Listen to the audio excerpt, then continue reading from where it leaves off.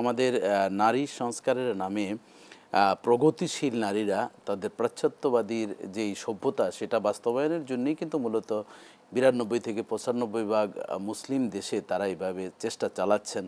আপনি যথার্থই বলছেন যে যারা যৌনকর্মী তাদেরকে শ্রমিকের মর্যাদা দেওয়া, ভাই বোনের যেই সম্পত্তির যেই বিধান আল্লাহ তাআলা দিয়েছেন সেটাকে তারা সম অধিকার চাচ্ছেন। এছাড়া তারা আরও বলছেন যে আমরা স্বাধীন পোশাক পরব, স্বাধীনভাবে চলবো, এই ধরনের কথাগুলো, এটাকে আপনি কিভাবে মূল্যায়ন? ধন্যবাদ আপনাকে। আপনার এই প্রথম কথার সাথে আমি আরেকটু যোগ করব। এটা আমার কাছে মনে হচ্ছে যে বর্তমান সরকারের যেটা সুনাম সুখ্যাতি রয়েছে জুলাই অভ্যুত্থানের পরবর্তী, যে এটাকে একটা বেকায়দায় ফেলানোর জন্য বা এটাকে একটা জনসমর্থন হারানোর জন্য একটা অপকৌশলও হতে পারে, এটা স্লো পয়জন, যেটাকে আমরা পয়জন, হ্যাঁ হতে পারে। কারণ এখানে খুব আমরা তীক্ষ্ণভাবে দেখতে পাচ্ছি যে এমন সব কথাবার্তা তারা নিয়ে এসছে যেটা মুসলমানদের হৃদয়ে মুসলমানরা আঘাতপ্রাপ্ত হন, মুসলমানের মধ্যে আঘাত হানে।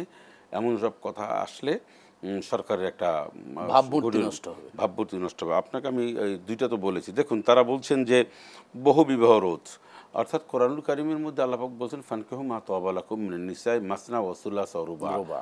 একজন মানুষের যদি সকল ক্ষমতা থাকে, শারীরিক, মানসিক, আর্থিক, এবং সমান চোখে দেখার সাম্য, ইনসাফ যদি পরিপূর্ণভাবে পারে, সামর্থ্য থাকে, তাহলে সেক্ষেত্রে বলা হয়েছে তুমি একের অধিক বিবাহ করতে পারবে। যেহেতু কোরআন মানে যদি তুমি আশঙ্কা করো তাহলে একটা, না হলে কিন্তু দুটি দিয়ে শুরু করেছেন, তাহলে এটাকে তারা বলছে না, এটা সম্ভব নয়। এই মানে পুরুষ একাধিক বিবাহ করলে নারীরাও এরকম একটা তারা প্রস্তাবনা, এবং তারা এই একাধিক বিবাহ পুরুষের এইটাকে তারা রোধ চেয়েছে, এটাকে তারা এটা প্রত্যাখ্যান করেছে। কিন্তু কোরআন কারীম তো প্রত্যাখ্যান করেনি। এটা তো সূরা আপনার নিসার মধ্যে 3 নম্বর আয়াতের মধ্যে আল্লাহ পরিষ্কার করে বলে দিয়েছেন। এরপর দেখেন, আমি আপনাকে আরও বলি, তারা বলছেন যে শরিয়া আমার, সিদ্ধান্ত আমার। অর্থাৎ শরিয়া আল্লাহ আমাকে দিয়েছেন, সিদ্ধান্ত আল্লাহ পাকের। আল্লাহুল খলকু ওয়াল আমরু, অর্থাৎ আল্লাহ পাকের সমস্ত সৃষ্টি যার, আইনও চলবে তার। শরিয়া যে বিধিবিধান দিয়েছে, আমার সিদ্ধান্ত করার কিছু নেই, আমি সিদ্ধান্ত নিতে, সিদ্ধান্ত যা দেওয়ার তো রব্বুল আলামিন এবং প্রিয় নবী সেটা বর্ণনা সাল্লাল্লাহু আলাইহি ওয়াসাল্লাম দিয়েছেন। আচ্ছা, নারীদের অসুস্থ হওয়ার বিষয়টা তারা বলছে এটা কুসংস্কার। না, নারীরা যে পিরিয়ডটা যে মেন্স পিরিয়ড যেটা হয়, সেটা কিন্তু আল্লাহ পাক বলছেন ওয়াসআলুনাকা আনিল মাহিদ কুল হুয়া আযান ফাতাজিলুন নিসা ফিল মাহিদ।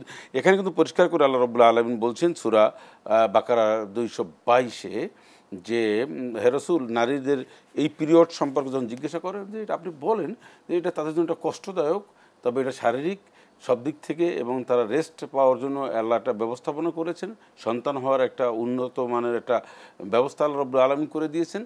এই সময় স্বামীরা তাদের কাছ থেকে একান্ত মিলনের ক্ষেত্রে দূরে থাকবে, তবে তারা পবিত্র, তারা খেতে পারবে, তাদের হাতের খাবার, রান্না বান্না স্বাভাবিক, শুধুমাত্র মেলামেশা ছাড়া বাকি যে কাজগুলো আছে সব করতে পারবে।